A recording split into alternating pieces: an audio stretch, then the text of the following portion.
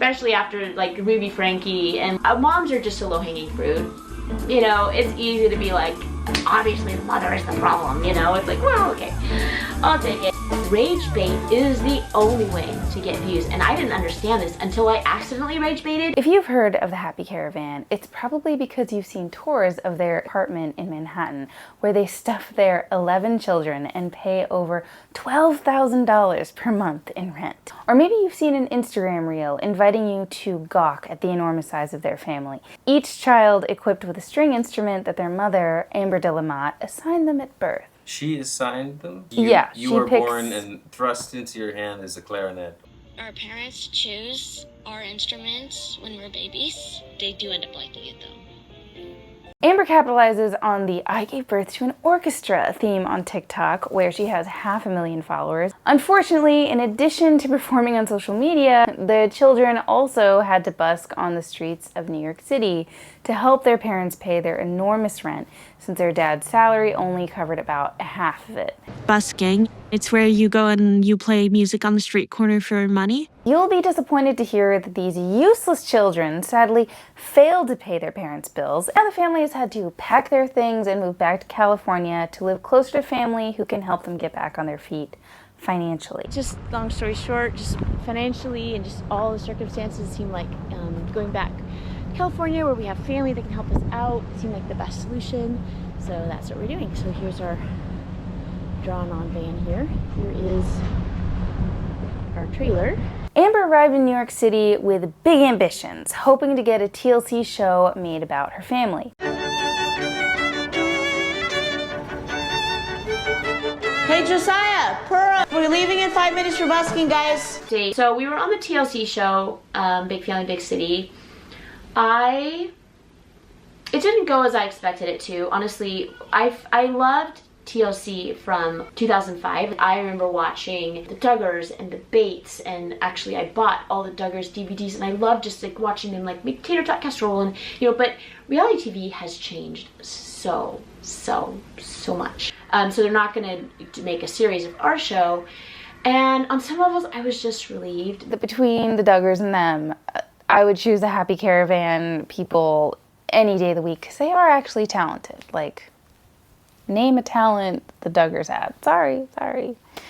Making giant tater tot casseroles. In this video, we're looking at how New York City dashed the hopes and dreams of these latest mega family influencers. Welcome to Crooked Timber, where we talk about momfluencers and their bizarre, warped performance of motherhood for social media. So as I'm editing, I've unfortunately realized that my hair was brushing up against the microphone in certain parts, so the audio has come out a little scratchy. Sorry about that. In the next episode, I'm gonna wear my hair up. You'd think that I'd have more sympathy for Amber DeLamotte. She and I have so much in common. We both are struggling to pay rent in New York City. We're both moms. The difference here is that I lived in New York City before I had kids, and now that I have two, I'm trying really hard to get out of this town. We don't want to live here at all. With a family of four, I feel like we've already way outgrown what we could possibly afford to live in New York City comfortably. The De La Motte's family New York City disaster began when their oldest daughter, Pearl, got a scholarship to Juilliard. By the way, you're going to hear me talk a lot about their oldest children, Josiah and Pearl. I try to avoid identifying information about minors, but they are both adults with public Instagram profiles. We learn on Big Family, Big City that Amber and her husband Mark just couldn't let Pearl pass up this great opportunity to come and study at Juilliard. Amber came up with the idea of moving the whole family to join her in New York City. Another programming note, TLC isn't going to let me download some of the clips that I need, and I also can't screen record from TLC Productions, so I think I'm going to have to just film my laptop with my phone, which I realize is not the... We've had some quality issues in this episode, okay? We'll be, hopefully, have it a little more together next episode. Amber had the idea of moving the whole family to New York because of Pearl. There's just so many temptations in the college years, and I feel like us being here as a parental base helps. It's important to note that Pearl's scholarship came with a free dorm, so there was no need for her family to join her. Mark says in a sit-down interview, I think she loves the fact that the whole family came along. Pearl, who is 20 at the time of filming, says in a separate interview, I need a way to start this. Sometimes I get bothered by the fact that they've followed me up to New York. I wanted to be here by myself like everyone else. I want to spread my wings a bit, and I think I need the space to be able to do that. I love that they put these contrasting points of view at the top of the show because it establishes that we cannot trust Mark. So when he says, When we asked the kids if they were willing to busk to help out with family expenses, they all agreed. I think the audience has no choice to be skeptical. This always comes up with family vloggers, right? They always tell their audiences, oh, our kids want to perform. They love recording videos. We're just doing it for them, really. And busking in the subway in the summer, it's not fun and no one wants to do that. And your kids also know what you want to hear and how their lack of cooperation might anger or offend their parents. Is your kid really dispassionately weighing the pros and cons of busking away their childhood? Or are they simply reading the room and telling you what you want to hear? If you're curious what flavor of fundamentalist or fundie this family belongs to, they explain that they started out as members of the Independent Fundamental Baptist Church, or IFB, not to be confused with IBLP, which is the Duggar group. I don't know what's with these acronyms. It's hard to say Independent Fundamental Baptist 400 times. It's also hard to say Institute for Basic Life Principles 400 times. Like you just throw out an acronym. They liked this denomination's focus on traditional values, with a congregation of men who wore suits and women who wore long skirts, as well as their focus on classical music. That sounds nice. You're just like her. You're like, oh, it's so wholesome. That sounds good. They all wear suits and ties. Felt like Old-fashioned. old-fashioned and just kind of untouched by worldly influences. I loved it. The IFB does not allow rock, even Christian rock, and honestly good for them. As someone who attended a youth group in the early 2000s, I'm very strictly against Christian rock. Amber avers on the TLC show that the IFB had a lot of rules and that the family eventually left after realizing, and I quote, We were brainwashed members of a cult, and it took a long time for us to figure that out. IFB is not a cult in the traditional sense. There isn't one charismatic leader. People can leave whenever they want. So what was the problem? That they wore long skirts and had a lot of rules? Isn't that your whole thing? Did you decide to stop going out for cult because you already had plenty of cult at home? I found out after exploring the Happy Caravan YouTube channel that that's actually not at all the reason that they left the IFB. Amber explains that their church hired a creep to join its ministry. He would like pinch our boys. Like pinching, like not in inappropriate places, just pinching, like, you know, and it's like one of those things where it's like, well, that's kind of weird, but you're not really like alert to it, you know? And he would like, right in front of me, like I'm in the back of the Sunday school class, he was like massaging our boys' shoulders. And the next day, I look up his name, and there are the random fundy snark forums that have taken, you know, what pastors have previously said or previously had on their website. It basically said that this person, Mike Zachary, worked in a church in the Northern California, was accused of young men until they're 18 and not acting on that until they're 18. So there's nothing like prison worthy, you know, it's just still inappropriate. You can escape justice, but you cannot escape Reddit. Amber did feel that this man was having an undue influence on her husband. Mark came home and he was like, you know in Star Wars where they're like, these aren't the droids you're looking for, you know, just almost this like Jedi mind tricks. It was like Jedi mind trick. Mark came home and he just had this like kind of like blank look in his eyes. And he's like, yeah, I don't think we should get a trailer. I think we should just be at church every Sunday. And I was like, okay. I wasn't against saying no to the trailer, but the weird zombie look in his eyes, I was like, okay, Maybe that's what put the cult brainwashing idea into her head, but she probably just didn't want to tell his tale in her TLC special for legal reasons. Like so many families who claim to be traditional conservative Christians but also exploit their children on social media, the De La Motte's hypocrisy knows no bounds. They clutch their pearls, not their daughter Pearl, figurative pearls, at New York City's joint smokers and sex havers. The dad quips, "We're a G-rated family in an R-rated city." Amber chimes in, "People are a little loose with their morals, hedonistic. We're not okay with that. We don't want those influences to draw our kids away from the family, away from God." So you're obsessed with the idea of keeping your children safe from the immorality of a big city, but you moved them to a big city where it is impossible to keep a large group of children safe. In one scene, they show the family trying to board a subway and they're frantically calling one of the kids' names, unable to see where they've gone on the crowded subway platform.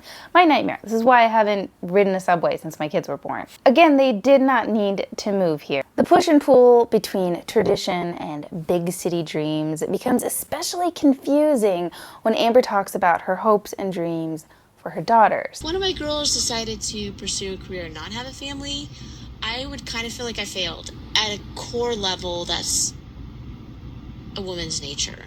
And I know it's not politically correct to say that, but I kind of feel that way. Remember that they moved to New York City specifically because Pearl got a scholarship to Juilliard. What is the point of her going to all this effort to get this fancy schmancy degree if she can't focus on that career path? I mean, she can have a family if she wants to, but assuming that this is her greatest ambition, why would Amber feel like a failure if her daughter remained devoted to her art? The first baby, she would want me to drop my musical career that she's put like every bit of her life into. When I have a family, I don't want to put aside my musical career for the sake of kids. People magazine published a whole article about this statement, and then Amber backtracked. Would I feel I had failed as a mother if my daughters chose having a career over being a wife and a mother? Let's unpack that statement because it's caused quite a bit of controversy. First of all, I think my daughters can be a wife and a mother and have a career. And second of all, I do not want my daughters looking out the window singing "Someday My Prince Will Come," because less and less men are interested in even getting married. So that's just the way the world works nowadays. But let's say Prince does come. We need to be honest, children are a blessing and a joy, but they are also an encumbrance. An encumbrance is a burden or impediment, and in the olden days, in literature, the word encumbrance and child were often used interchangeably. So yes, I would feel I had failed as a mother if my daughters decided not to be mothers because of fear of reprisal in their careers or because they felt that the encumbrance that a child brings does not outweigh the joy that a child brings. So why am I so obsessed with my daughters having the best education possible if I'm also encouraging them to trip up their careers by having a kid? Because excellence opens doors and keeps doors open and creates a career environment where people are willing to wait for you. Excellence means you can cancel concerts and the world is waiting for you for when you're ready to get back on stage. But then in this video, she talks about her hopes for her son's future careers, but guesses that her daughter's incomes will probably only be supplemental. But in general, most of my girls, they've expressed that they want to get married, and so whatever they would do would probably just be a supplemental income. After getting flack in the comments, Amber clarifies that she's just assuming this because her daughters have told her that they want to get married and have a family. It's all coming from them. It's their idea. I wonder why they would think that they want that. Could it be because their mom believes that at a core level, that's a woman's nature? It is so disingenuous for her to take such a strong stance. Say, oh, I'm just echoing what my kids say they want for their lives, as though they don't explicitly impose their fundamentalist wishes on their kids.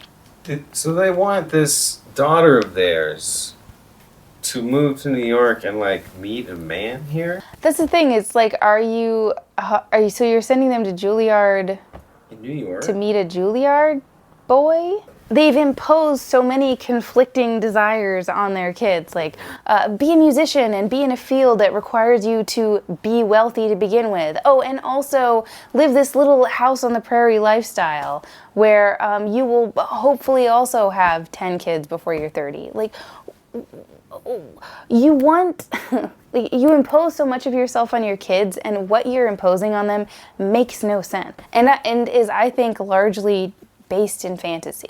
It also really annoys me when these fundie gals can't just simply stand on clocks and clock in on business and say, this is what we think. I don't care if you think that this is regressive. This is it. I'm a Bible-believing, Bible-thumping Christian, and two big middle fingers to you and your sinful feminist lifestyle. No, she always has to backtrack and say, oh, that's not really what I meant. Oh, you didn't really understand. Like, which is it? Like, pick a lane, Amber. Like, are you a fundie, or are you just kind of a confused woman? I think I know which one it is, but I'll let you speak for yourself. As the show goes on, the light, fun tone of this TLC special and Amber's kind of warm Jennifer Garner vibe Music is the heartbeat of our home. do not match the unsettling level of control that the parents exert over the adult children. Well, I feel that I can't tell my parents some aspects of my relationship because they've already planned my life out for me. Josiah, the eldest, is 22, but despite his age, his parents have decided that he can only talk to his girlfriend twice a week. To talk to her once a week or something, or has Twice a week. What? Well, Mama said we can only talk twice a week. In the show, he's studying for his bachelor's degree at the Manhattan School of Music. So Pearl's going to Juilliard, he's going to Manhattan School of Music, another kid is going to Juilliard. They're a talented bunch, no one can deny, precocious kids. But his mother has decided that he should be at least halfway done with law school before he gets married. And Amber and Mark have decided this because they believe their sons should be able to support a family before they get married. Boys should be providers when they get married. I really want my girls to prepare to be wives and mothers. Is supporting a family really important, Amber? What makes you think that? Are you planning on having lazy, untalented grandchildren who can't support their parents through street performance? That's no plan at all. Having watched some more of the Happy Caravan YouTube channel, Amber has complicated things for me. She says that basically this portrayal of her controlling relationship with her older children is actually a mischaracterization of their relationships, and that she was given a villain edit. I understand that TLC is like, nobody's gonna watch some Christian conservative family make tater tot casserole anymore. We need to make this interesting. So, you know, enter the villain edit. And it's a dirty job, but someone's got to do it. A little bit contrived, but that's how you make the sausage nowadays. No one wants to see you make tater tot casserole anymore. You know, you have to like add some spiciness. At the same time, I did tell him, you know, it would be a really smart thing to have like 2 years of law school under your belt before you get married. And he gets kind of like really obsessed. You need to chill out. You can't text constantly. You need to focus on your studies. Like, I mean, I'm sorry, I'm like a bit of a tiger mom. I will admit that. But it wasn't like what was portrayed. You know, what was portrayed was, you know, rage bait. Let's be honest. I can see why for a reality show you would allow some situations to be somewhat contrived. We all know that reality shows are not actually reality, but I don't find Amber to be a completely reliable narrator. And I don't know why you would go on TV and say, I think women's roles are as wives and mothers. I think that that's the core of what women are, if that's not what you actually thought. So if you allowed yourself to be portrayed inaccurately, that's on you. I don't have to take her word for it that she's actually much nicer and more reasonable than the show would have us believe. Their New York City life started to fall apart when Amber posted a video saying that their neighbor had threatened to sue them because of the noise generated by her precocious little violinist. Hey guys, this is Amber, a mom of 11 kids, and we live in New York City. And we got some really sad news, and I've just been really stunned. And I haven't been making content a lot recently because I just have been stunned. Like, on April 13th, we got a letter from our neighbor, and he said he was going to basically sue us if we continued to practice. And it's not just like practice like after hours. Like you're really only supposed to practice from 7 in the morning till 10 at night. It wasn't that. He had like no tolerance for any of our practice at all because he said it was disturbing him and it was a nuisance. Legally, I don't think he had grounds. So April 15th, I get an email and our landlord's like, you know, we're thinking about our plans and we're going to sell all the brownstone. So you need to be evicted or vacated or whatever the word is, you know, legalese in 90 days. And we're like, oh. In my opinion, maybe you disagree, the neighbor is nuts. There is a rule that says you cannot make excessive noise after 10 p.m., but making noise during the day is just not grounds to sue.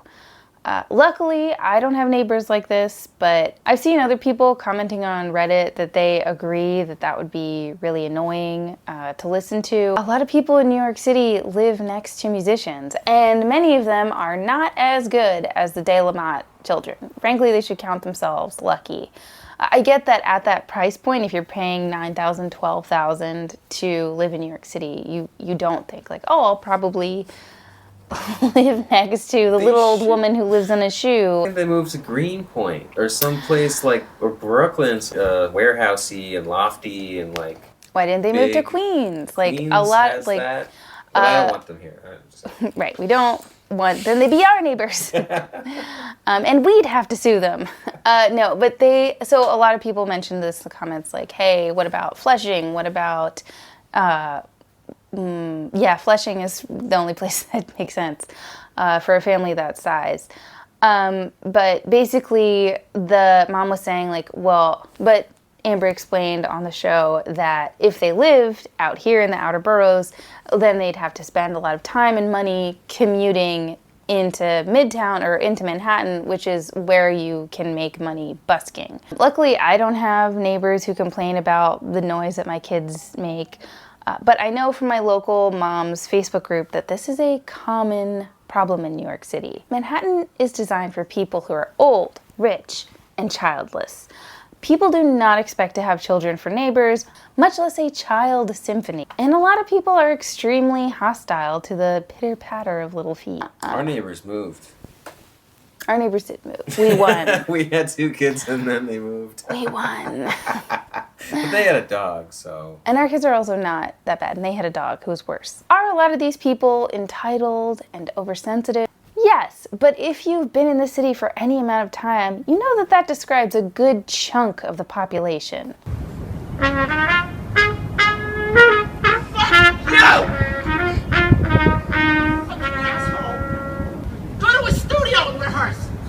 Something you learn.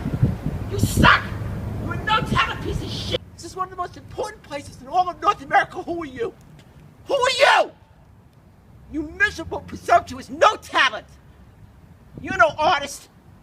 An artist respects the silence that serves as the foundation of creativity. You obviously don't have the talent. You don't have enough respect for yourself or other people, or in what it is to express yourself. In music or any other form of creativity. And I'm an NYU film school graduate, sucker, and the School of Visual Arts, and the Academy of Art University in San Francisco. You suck. You're a no talent. If you really had talent, go practice, and then get yourself a gig, instead of ruining the end of the day for everybody down here. You disgrace. You're everything that's gone wrong in this world. And that guy in that clip, the one who's yelling, that is what Manhattan is. That is a standard Manhattanite. It just seems like Amber maybe didn't visit New York City before she moved here. New York City, like a career in classical music, is generally only for the very wealthy. The fact that Amber acknowledges when it's already too late and she's blown through the family's savings, amassed thousands of dollars in credit card debt, and is about to move 8 of her 11 children into an RV to drive across the country back to California. A long time ago, when we were at our violin teacher in San Diego's studio, my daughter's friend, her dad was French-Canadian, and with his French-Canadian accent, he said, you know, Mark, classical music is a rich man's sport. And Mark was like, yeah, well, we're making it work out. Let's talk about the RV. Van lifers and RV influencers are their very own tightly packed kettle of fish. If you weren't aware, this is a whole subgenre of the van life YouTube phenomenon. She has multiple videos that focus on the theme of how we fit our giant family into this Airstream, where she happily shows at least one of her children sleeping on the floor. Obviously, this is a situation that allows for no privacy in a way that honestly seems inhumane to me. But at this point, living in the Airstream and possibly staying with family is their only option, since their credit is ruined and they've burned through all of their savings. So we had some savings, and just little by little, just the city. And I've heard other families that have come here, the exact same thing happens, where you underestimate how crazy expensive the city is. It's so expensive, everything. Everything is like twice the price. The madness of the city has just like, have nothing. We have nothing in reserve. Plus we're also not like the A renters because our credit isn't great. We have $37,000 in credit card debt, which, I mean, it's hard to explain how that happens, but it happens little by little, and then all of a sudden we owe our management company like probably $14,000. Now that's not on a credit report either, and they're not charging us interest. They probably should be, but they're not. So we are just drowning. I'm gonna be a little mean here. This lack of planning that Amber demonstrates is also evident in a lot of her videos. Over the life of her channel, she doesn't seem to have gotten more skilled at scripting, or at least thinking out her videos somewhat. She is completely relying on the spectacle of a huge traditional conservative family to do the work for her. Unlike other families that I've covered, I think I do have some insight into what it is that makes Amber tick. I was homeschooled from around 1994 to 2004. I know from experience a lot of homeschool families operate from a conviction that their family is special, their children are special, and that they are chosen by God to do things a little differently. In one recent video, Amber admits, "We thought it was God's plan, but maybe it was a mistake." We prayed about it, and we felt like it was the Lord leading us, and we could have been wrong. That's very possible. But right now, we're just trying to get back on our feet. It's interesting to watch a fundie realize that the call is coming from inside the Airstream. It's you at the center of this. It's your vanity. It's your overreach. If God exists, he is all-knowing, and he understands the Manhattan real estate market, and he would have never made such a stupid plan. You'd think that maybe it would occur to Amber that there is a reason that there are no big families like hers in Manhattan, but fundies all think that God has a special plan for their lives. So if an unlikely opportunity comes along, no matter how far-fetched, I can see why someone, especially someone who's convinced themselves to rely on God's plan, could think that they're simply following their destiny, no matter how unlikely they are to have any success. I wish Amber's kids the best, I really do, and I'm most of all happy for her oldest daughter, who now gets to experience New York City on her own. A city perfect for someone who's young, talented, ambitious, and encumbrance-free. Thanks for watching. If you like this video, consider becoming a member. There's a join button below, and let me know if there are any other family influencers you'd like us to cover. I hope you'll join us next time, and consider clicking one of our other videos here on the end screen.